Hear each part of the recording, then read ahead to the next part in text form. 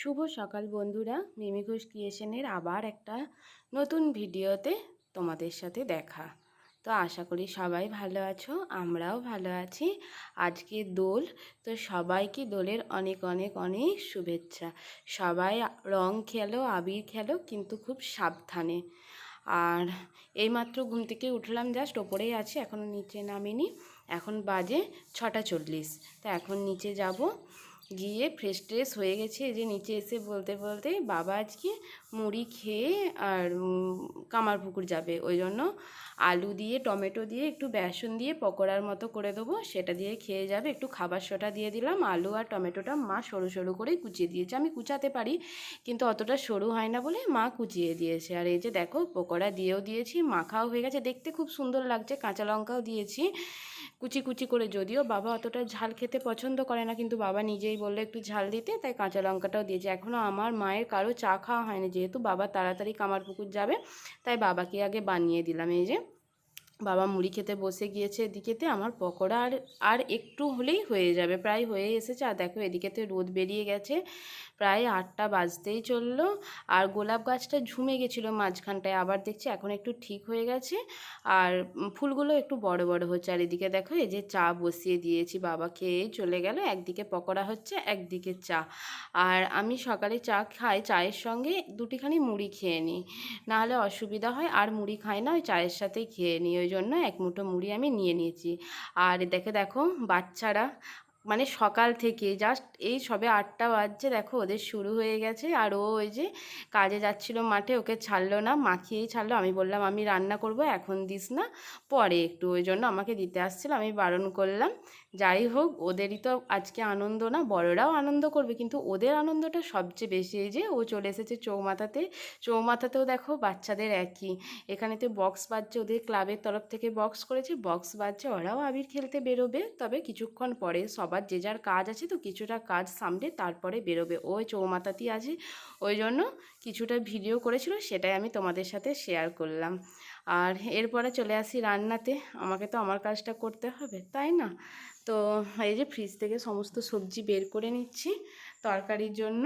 আগে তরকারি কেটে নিয়ে তারপরে রান্না করব। আজকে যেহেতু হোলি, সবাই রং দিতে আসবে, তাই ভাবছি বাইরে আর আজকে রান্না করব না, পুরো রান্নাটাই গ্যাসেতেই করব, আর বাইরেতে বসাবো না রান্না। ওই জন্য ভাবছি কী কী সবজি আছে অতটা খেয়াল নেই, তাই মা বললো সব সবজি একবারে বের করে দিতে, ওই জন্য সব সবজি একবারে বের করে নিচ্ছি, যেটা যেটা রান্না হবে সেটাই কেটে নেবো। আর এই যে তরকারি কাটা হয়ে গেছে, কুচি কুচি করে পটল কেটে নিয়েছি, আর ডাঁটা দিয়ে, আলু দিয়ে, বেগুন দিয়ে, গাজর দিয়ে একটা তরকারি হবে। এই যে আর উচ্ছে আলুই ভাজা হবে, আর মাছ আছে, মাছের ঝাল হবে।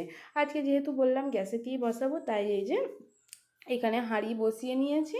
এই ভাতটা একদিকে করব, আর তরকারিটা একদিকে চাপিয়ে দেবো, তাহলে তাড়াতাড়ি হয়ে যাবে। এই যে ডাঁটা, আলু, বেগুনটা ধুয়ে নিচ্ছি, ওদিকেতে ভাতের চালগুলো ধুয়ে নিয়ে ভাত বসিয়ে দিয়েছি। আর এদিকেতে ডাঁটা, আলু, বেগুনটা একবারে চাপিয়ে দেবো, উনুনও জ্বেলে দিয়েছি। ওকে এইমাত্র ফোন করলাম, আজকে আর মুড়ি খেতে আসবে না ও, যাই হোক। আর আমার তো খাওয়া গেছে, মা গেছে পুজো করতে, আরও চৌমাথাতে বললো সবাই আছে একসাথে এখানে মুড়ি খেয়ে নিয়েছি। বলতে বলতে দেখো এই যে তেল গরম হয়ে গেছে, তরকারিও বসিয়ে দিয়েছে, আর এদিকে এই যে ওরা চলে এসেছে রং দিতে।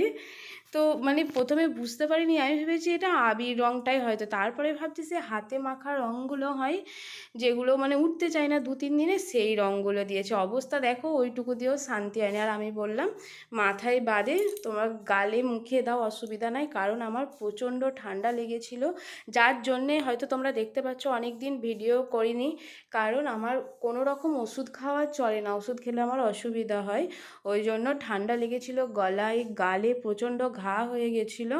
অনেক কষ্ট করে গরম জলে সেঁক নিয়ে বাসক পাতা খেয়ে তবে ভালো হয়েছে। ওই জন্য আমি বললাম মাথায় দিও না, কারণ আমি শ্যাম্পু করব না, আর আবিরটা এখন থাকবে, রান্না তো কমপ্লিট হয়নি, ঠান্ডাটা বসে যাবে। আর ও একটু আমার জন্য আবির এনে রেখেছিল, ওই জন্য আমি ভাবলাম তাহলে সবাই যখন আমায় আবির দিল, আমিও সবাইকে একটু রং ছুঁইয়ে দিই। আর ও যেহেতু ক্যামেরা করছিল, তাই মানে ওকেও আবির দিয়েছি, সেটা আর ক্যাপচার করা হয়নি। আর সবার আগে ওকেই রংটা দিয়েছি, কিন্তু সেটা তো ক্যাপচার করতে পারিনি, যেহেতু ও ক্যামেরাটা করেছিল, আর ওরা ঠান্ডা জল চেয়েছিল বলে ফ্রিজ থেকে জল বের করে একটু দিলাম। যাই হোক, তবু ওদের জন্য ওরা এলো বলে কিছুটা রং খেলা হলো, না হলে তো আর বাইরে বেরোয় না, খেলাও হয় না। তো দেখো যেহেতু রান্না করব তাই ভাবলাম আবিরটা ধুয়ে নিই। মুখটা ধুয়ে নিয়েছি, আবিরগুলো দেখো পড়ে গেছে, কিন্তু এই যে হাতে মাখা রঙটা দিল ওটা আর ছাড়েনি। ফেস ওয়াশও করিনি, স্নান করার সময় দেখব।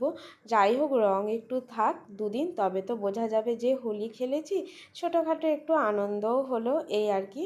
এরপরে রান্নার দিকে চলে আসি। ডাঁটা আলু বেগুনের তরকারিটাও হয়ে গেছে। এরপরে ভাবছি মাছের ঝালটা করে নেব, শেষে পটলটা ভাজবো। আর মাছের ঝালটা করে নেওয়ার পরেও পটলটা যে ভাজবো, আমাদের আলু পটল পেঁয়াজ একসঙ্গে ভাজলে খেতে ভালো লাগে, কিন্তু যেহেতু ডাঁটার তরকারি আলু দেয়া হচ্ছে তাই ভাবছি পটলটাতে আর আলু দেবো না, শুধু পেঁয়াজ দিয়ে ভাজবো। এই যে পটল আর পেঁয়াজ রাখা আছে, এরপরেতে ভেজে নেবো। আর এদিকে দেখো কি কি রান্না হয়েছে, ডাঁটার তরকারি হয়ে গেছে। আর এখানে মা টক দই বসিয়েছে, গ্রীষ্মকাল আসছে, এরপরে তো টক দইয়ের প্রয়োজন।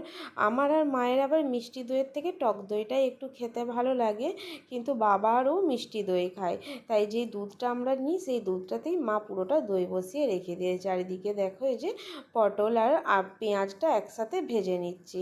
এরপরে সমস্ত থালা বাসন ধোয়া হয়ে গেছে, গ্যাসও মুছে নিয়েছি। আর এই যে আলু আর উচ্ছেটা ভাজা হয় না, এটা অল্প একটু বেসন ছড়িয়ে ভাজি, ওই জন্য গরম গরম করি, নিরামিষ কড়াতে করে নিচ্ছি। আর এদিকে মুড়ি ভাজি এনেছিল, ওই জন্য মা মুড়ি কুড়াচ্ছে।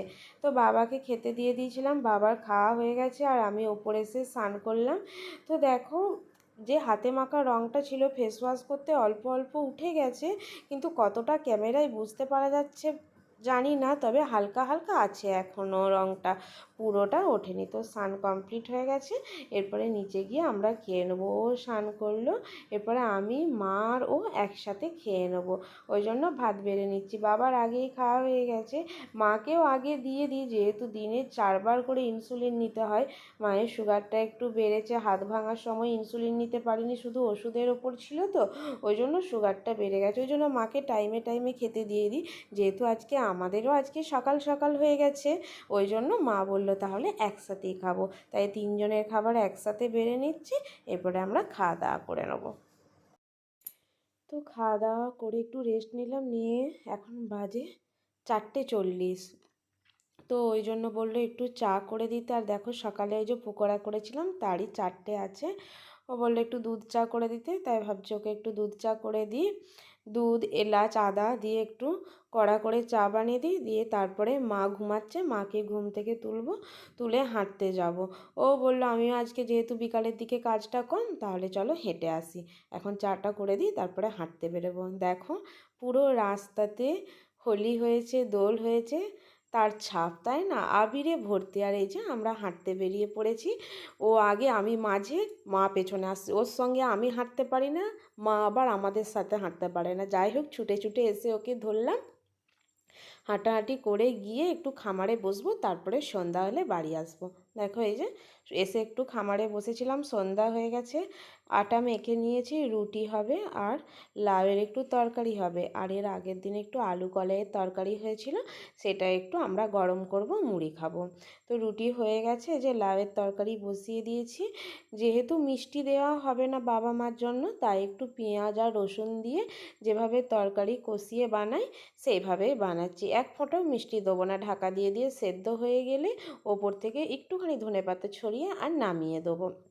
আর ওই একটুখানি পেঁয়াজ রেখেছিলাম, আমাদের তরকারিটা একটু গরম করার সময় পেঁয়াজ দিয়েছি। আর এদিকে যে মায়ের ইনসুলিনটা শেষ হয়ে গেছে, ওই জন্য ও ইনসুলিনটা পরিয়ে দিচ্ছে। মা পরাতে পারে না, আর যতবার ইনসুলিনটা পরায় যে ছুঁচটা পাল্টে দেয়, ওই জন্য ছুঁচটা পাল্টে দিয়েছে। তো মা বাবার খাওয়া হয়ে গেছে, এরপরে আমি আর ও খেতে বসবো। ও একটু খেতে লেটই করলো, এসে বসেছিল, খাতাপত্র সারছিল, ওই জন্য সেই টাইমে মা বাবাকে খেতে দিয়ে দিয়েছিলাম। আর ওই যে ঘুগনিটা ছিল বললাম, ওটাতে একটু লেবু দিয়ে দিচ্ছি, বাকি লেবুটা ফ্রিজে রেখে দেবো। তো চলো এরপরে আমরা খাওয়া দাওয়া করে নিই। একটু শসা পেঁয়াজ কাঁচা লঙ্কাও কুচিয়েছি, সেটাও দিয়ে দেবো। আর ওই যে সকালের আলুর পকোড়া ছিল, সেটাও নিয়ে নিয়ে। তো খাওয়া দাওয়া হয়ে গেছে, ওপর চলে এসেছি, এসে খাতা নিয়ে বসে পড়েছি। তো ও বললো কিছু কিছু খাতা সারতে হবে, যাই হোক ক্যালকুলেটারে যোগগুণগুলো তো করে দিতে পারবো, আর লিখেও দিচ্ছি। তো চলো আজকের ভিডিওটা এখানেই শেষ করছি। যদি ভালো লেগে থাকে লাইক কমেন্ট শেয়ার আর অবশ্যই সাবস্ক্রাইব করে দিও। Tata, good night. দেখা হবে আবার পরের ভিডিও। ততক্ষণ সবাই ভালো থাকবেন, সাবধানে থাকবেন।